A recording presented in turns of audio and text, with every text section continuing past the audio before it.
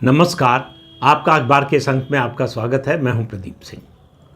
राजनीति में नारों का और नारों का राजनीति पर बड़ा प्रभाव होता है। नारा अगर चल जाए, लोग उसे अपना लें, तो आप समझिए कि आपकी बात लोगों तक पहुंच गई है, बहुत संक्षेप में और बहुत प्रभावी ढंग से। और नारा नहीं चला या उसके खिलाफ, उसके विरुद्ध जो नारा था वो चल गया, तो फिर आपका नुकसान हो गया। बहुत से नारे हैं, कुछ इस समय याद आ रहे हैं। जो मुझे सबसे पुराना नारा याद आ रहा है, कांग्रेस पार्टी का था, भाजपा के खिलाफ। भाजपा नहीं, उस समय जनसंघ थी। इस दीपक में तेल नहीं, सरकार चलाना खेल नहीं। उस समय जनसंघ का चुनाव चिन्ह दीपक हुआ करता था। उसके खिलाफ कांग्रेस पार्टी ये नारा लगाती थी।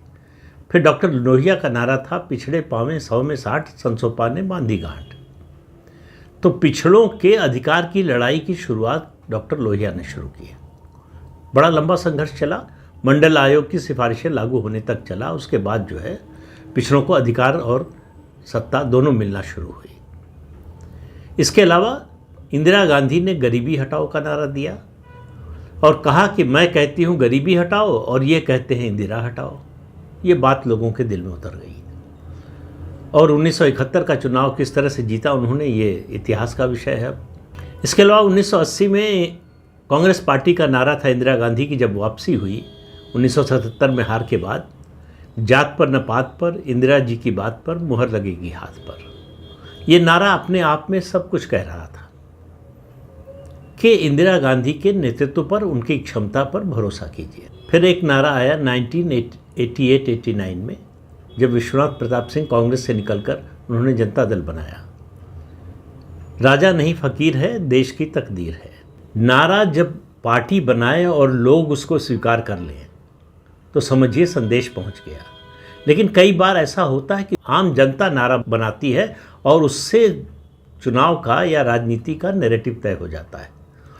एक दूसरी चीज़ भी होती है फार्मूला बनाना। लेकिन फार्मूले के इर्द गिर्द अगर नारा न बने तो वो बात पहुंचती नहीं। माधव सिंह सोलंकी गुजरात के मुख्यमंत्री थे। उन्होंने एक फार्मूला बनाया खाम का, KHAM। क्षत्रिय, उस समय दलितों को हरिजन कहा जाता था, क्षत्रिय, हरिजन, आदिवासी और मुस्लिम।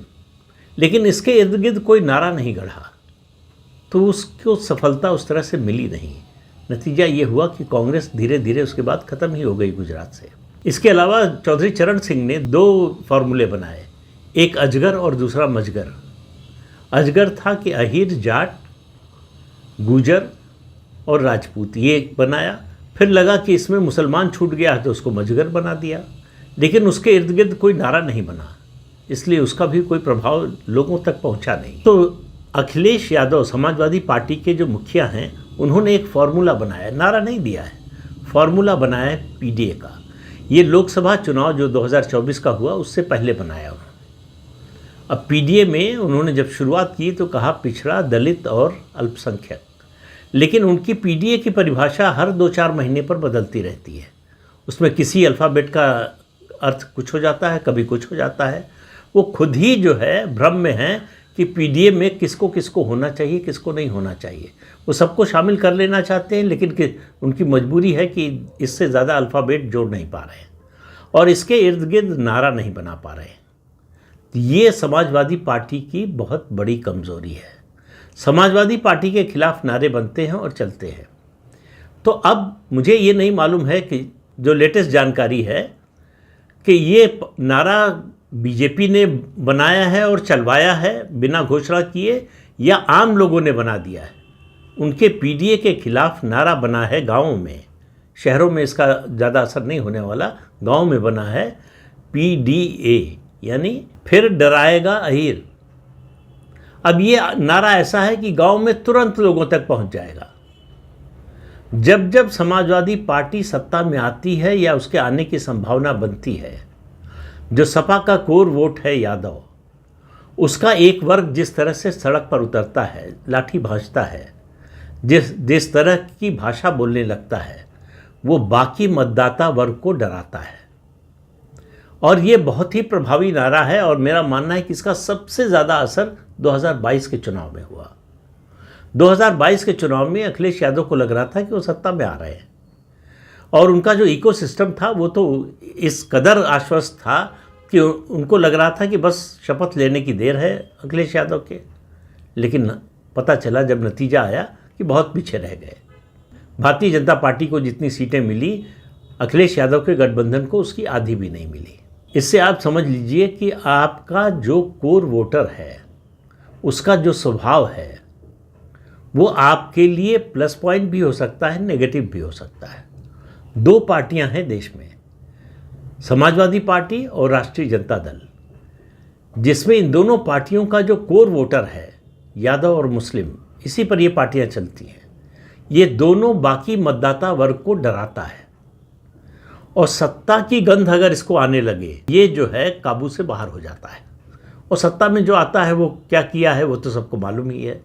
तो सत्ता में आने की संभावना इसका मानसिक संतुलन बिगाड़ देती है और अल्टीमेटली नुकसान जिस नेता के लिए ये दबंगई दिखा रहे होते हैं उसी का होता है, उस पार्टी का होता है।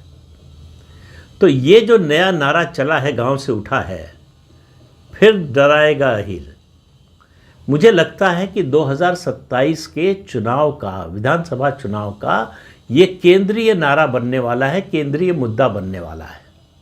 अब अखिलेश यादव इसकी काट कैसे करेंगे? उनका मतदाता, ये जो कोर वोटर है, वो उनके बस में नहीं है। अगर अखिलेश यादव चाहें भी कि उसको शांत करा दे, उसको नियंत्रण में रखे, तो वो उनके नियंत्रण में नहीं रहने वाला है। उसकी पहचान ही यही है, उनकी पार्टी की पहचान ही यही हो गई है कि उनका जो कोर वोटर है वो किसी के काबू में नहीं है, अपने नेता के काबू में भी नहीं है। उसको लगता है कि इसी से नेता की ताकत, पार्टी की ताकत बनती है। और उसका नतीजा ये होता है कि मतदाता, जो बाकी वर्ग है मतदाताओं का, वो डर के मारे, अगर जो मन बदलने की भी सोच रहा हो, वो भी डर जाता है कि ना, इस पार्टी को तो नहीं आने देना। और यही कारण है कि आप देखिए, मुलायम सिंह यादव का परिवार, मतलब 4 बार परिवार को मुख्यमंत्री बनने का अवसर मिला है। पहली बार बने जनता दल के कारण। जनता दल ने उनको 1989 में मुख्यमंत्री के रूप में प्रोजेक्ट नहीं किया था और 1989 में मुख्यमंत्री बने। ये घटना मैं आपको बता चुका हूँ, इसलिए पूरी घटना नहीं बताऊंगा, केवल जिक्र करता हूँ। 1989 में मुलायम सिंह यादव मुख्यमंत्री बन पाए तो कांशी राम के समर्थन और उनके सहयोग के कारण, क्योंकि कांशी राम ने जनता दल के जो दलित विधायक थे उनको मुलायम सिंह यादव का समर्थन करने के लिए कह दिया, इसलिए उन्होंने अजीत सिंह को हरा दिया विधायक दल के चुनाव में। फिर उसके बाद वो मुख्यमंत्री बने तो बहुजन समाज पार्टी के समर्थन से, गठबंधन था, उसकी वजह से मुख्यमंत्री बने। फिर 2003 में मुख्यमंत्री बने तो बहुजन समाज पार्टी को तोड़कर और वो भी भाजपा की मदद से तोड़कर वो मुख्यमंत्री बने। केवल 2012 का चुनाव ऐसा था जिसमें समाजवादी पार्टी को बहुजन समाज पार्टी के खिलाफ एक पॉजिटिव मैंडेट मिला था कि बसपा को हटाना है, और विकल्प के रूप में उस समय केवल समाजवादी पार्टी थी। भारतीय जनता पार्टी बहुत पीछे थी उस समय। और 2012 के चुनाव में भारतीय जनता पार्टी में कम से कम 1 दर्जन मुख्यमंत्री पद के उम्मीदवार थे। राष्ट्रीय अध्यक्ष थे नितिन गडकरी, और उन्होंने जो किया उसने पार्टी का बेड़ा और गर्क किया। तो वो तो कहानी पुरानी हो गई। लेकिन अभी ये जो नारा उठा है गांव से, अगर भारतीय जनता पार्टी इसको पूरे प्रदेश के स्तर पर ले जाने में, लोगों तक पहुंचाने में सफल होती है, उसके चुनाव प्रचार की इससे बढ़िया थीम हो नहीं सकती है। इस नारे के साथ ही पूरी समाजवादी पार्टी का चरित्र सामने आ जाता है, समाजवादी पार्टी का चेहरा सामने आ जाता है, उसकी सरकारों की कारगुजारी सामने आ जाती है, और कुछ बोलने बताने की ज़रूरत नहीं रह जाती। तो अखिलेश यादव को लग रहा है कि उन्होंने पीडीए का फॉर्मूला तो तैयार कर लिया, और 2024 के लोकसभा चुनाव के नतीजे से उनको लगता है कि उनका ये फॉर्मूला चल गया। मेरा मानना है कि ये फॉर्मूला नहीं चला, सिर्फ एक मुद्दा चला, वो ये कि बीजेपी 400 पार होगी तो आरक्षण खत्म कर देगी। तो बीजेपी ने एक गलत नारा दिया, अब की बार 400 पार, और उसका लाभ उठाया भाजपा के विरोधियों ने। कई राज्यों में उठा पाए, जहां भाजपा जो है इसकी काट कर पाई, जिन राज्यों में वहाँ असर नहीं हुआ, जहाँ नहीं कर पाई वहाँ असर हो गया और उसका फ़ायदा भाजपा विरोधियों को मिल गया। इसलिए मैं बार बार कहता हूँ कि 2024 के चुनाव को आप उदाहरण मत मानिए। वो एक अपवाद है, एक आउटलायर है। उसके आधार पर किसी और चुनाव के नतीजे का आकलन करने की कोशिश करेंगे तो गलत नतीजे पर पहुँचेंगे। 2027 का चुनाव अयोध्या में जो कुछ हुआ है राम मंदिर में, उसके बावजूद कह रहा हूँ, समाजवादी पार्टी के हाथ से निकल चुका है। पहले ही निकल चुका, वैसे तो कभी हाथ में आया नहीं था, लेकिन समाजवादी पार्टी के हाथ में आने की कोई दूर दूर तक संभावना भी नहीं है। जो चुनाव का नतीजा है उसके बारे में जो चर्चा है, जो आकलन विश्लेषण होना है, वो सिर्फ इतना कि भारतीय जनता पार्टी को सीटें कितनी मिलेंगी। 202 है पूर्ण बहुमत पाने के लिए, तो 202 से गिनती नहीं शुरू होती है। 2022 में बीजेपी को मिली थी 255 सीटें अकेले, सहयोगियों को मिलाकर 275 सीटें। हालांकि ये सीटें जो है उपचुनाव के बाद बढ़ चुकी हैं, और 2017 में मिली थी 312 सीटें अकेले और 325 सीटें सहयोगियों के साथ। प्रश्न जो है इन दो आंकड़ों को लेकर है, 255 या 312 से ऊपर आंकड़ा जाएगा। इन तीन आंकड़ों में उत्तर प्रदेश के विधानसभा चुनाव का नतीजा निहित है। इसी से पता चलेगा कि नतीजा क्या होगा। भाजपा को कितनी सीटें मिलेंगी बहुमत के ऊपर। बहुमत की तो कोई बात ही नहीं है। बहुमत का जो 203 का आंकड़ा है वो भाजपा पार कर पाएगी या नहीं, ये तो प्रश्न ही नहीं है। ये बात किसी के मन में नहीं है। जो भाजपा विरोधी हैं, आप समाजवादी पार्टी के नेताओं से भी बात कर लीजिए, वो भी ये नहीं कहेंगे कि इस मामले पर कोई भ्रम है कि भारतीय जनता पार्टी को स्पष्ट बहुमत मिलेगा। सवाल ये है कि समाजवादी पार्टी को सीटें कितनी मिलेंगी। 2017 में उसको 47 सीटें मिली थी और 2022 में करीब 115 सीटें। समाजवादी पार्टी के लिए भी प्रश्न वही है, 47 और 115, इसके बीच में कहाँ रुकेगी। 115 तो मुझे लगता है कि अब समाजवादी पार्टी के लिए सपना हो गया है। क्या 47 का वो जो बार था 2017 का, उसको क्रॉस कर पाएगी सपा?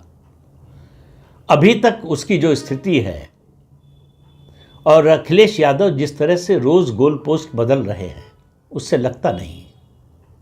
उल्टा हो रहा है। 10वां साल शुरू हो गया है मुख्यमंत्री योगी आदित्यनाथ के कार्यकाल का। डिफेंसिव होना चाहिए उनको, ठीक उल्टा है। अखिलेश यादव डिफेंसिव हैं, योगी जी ऑफेंसिव पर हैं। उनकी बॉडी लैंग्वेज देखिए, उनकी बातें सुनिए, उनके भाषण सुनिए, उनके दौरे देखिए। जितने दौरे 2024 के लोकसभा चुनाव के बाद योगी जी ने किए हैं, 2012 से अब तक पिछले 12 सालों में कुल मिलाकर अखिलेश यादव ने नहीं किए होंगे, उसका आधा भी नहीं किया होगा। ट्विटर और सोशल मीडिया से चुनाव नहीं जीते जा सकते। आप चर्चा में बने रह सकते हैं। तो अखिलेश यादव की ये गलतफहमी 2027 में दूर हो जाएगी। तो इस अंक में इतना ही। अगले अंक में फिर मिलेंगे किसी नए मुद्दे के साथ। तब तक के लिए अनुमति दीजिए। नमस्कार।